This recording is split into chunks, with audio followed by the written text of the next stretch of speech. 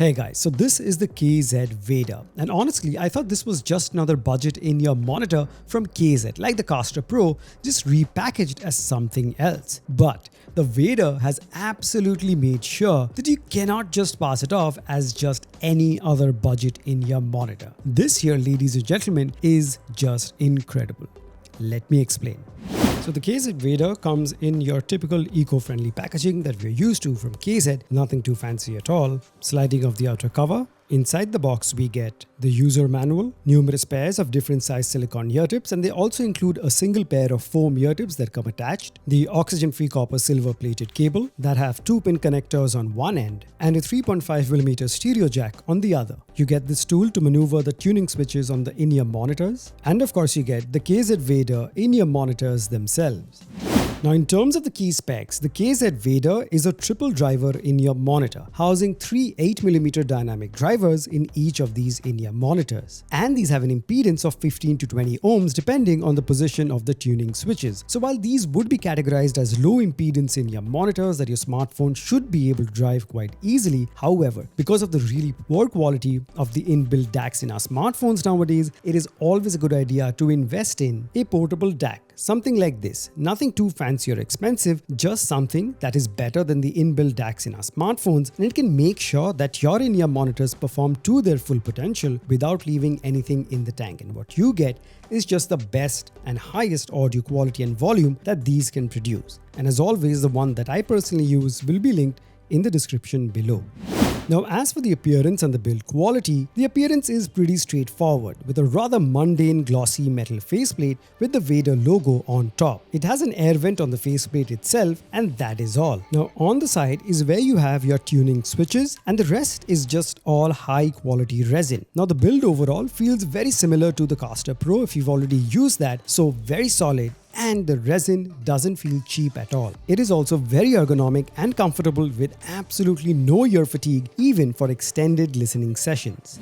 Now let's talk about one of its unique features, which is the tuning switch. So by now you should already be familiar with the tuning switches on the KZ in-ear monitors, the same that are on the KZ Caster and the Caster Pro as well. So all the switches turned down will give you this in-ear monitor's bass sound signature, which is warm and doesn't really emphasize any particular frequency. Quite suitable for those wanting a neutral and balanced sound signature. Now turning on switch 1 increases the bass by 1 level, switch 1 and 2 turned on increases the bass to level 2, switch 3 when turned on increases the mid and high frequency to level 1, and turning switches 3 and 4 on increases the mid and high frequencies to level 2. Now turning them all on like a madman will raise the level of the highs, mids and lows to their full capacity. So basically it is you who needs to kind of tweak around and find out which sound signature that you prefer. Alright, now let's talk about the main criteria, which is the audio quality. Now as you know, sound is majorly made of 3 frequencies: the highs, the mids and the lows. The highs are the treble response where the really sharp sounding instruments are, the mids where the vocals are, and the low end or the bass response. Now because the KZ Vader comes with tuning switches, I played around with them and settled on turning the switches 1, 2 and 3 on and turning 4 off. So 1, 2 and 3 were up and the last switch 4 was down. This gave me that deep bass and the perfect level of sparkle in the treble and upper mids. Alright, starting off with the treble response or the high frequency. The treble response on these are excellent. They are rich, have great treble extension without getting sibilant, beautifully layered with each instrument in the high frequency being distinctly audible. The sound of the crashes and cymbals were authentic and well spaced out. What really impressed me was the sheer technical prowess, the clarity and the resolution that these were able to pull off without sounding artificial or showing any signs of stress. So in short, the treble response was fantastic.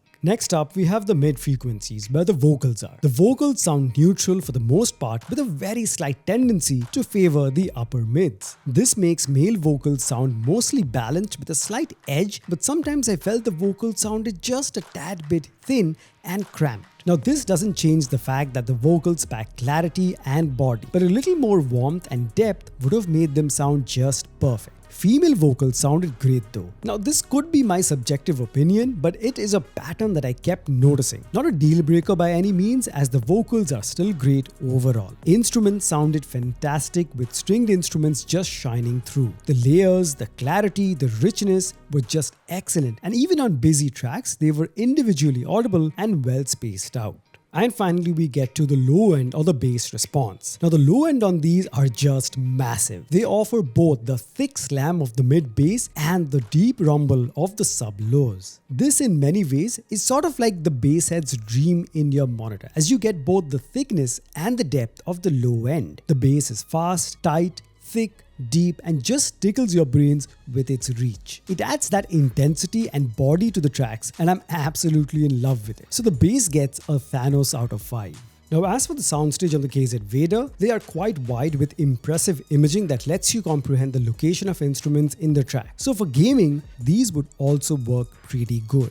Alright guys, just to summarize, the KZ Vader is probably one of the best beginner budget-friendly options out there that sounds incredible for the price. It definitely gives many higher priced in-ear monitors a good run for their money, and even goes so far as to beat them convincingly. If you have a budget of around 2,500 rupees or around $30, the KZ Vader is a no-brainer, but please pair it with a DAC to make sure they perform their best. So by all means, go for this pair and thank me later.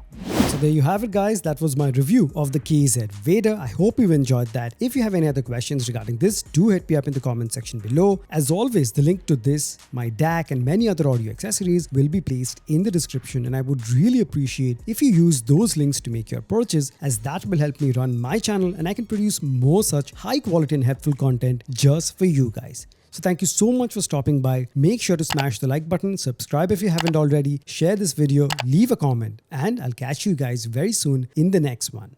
Cheers.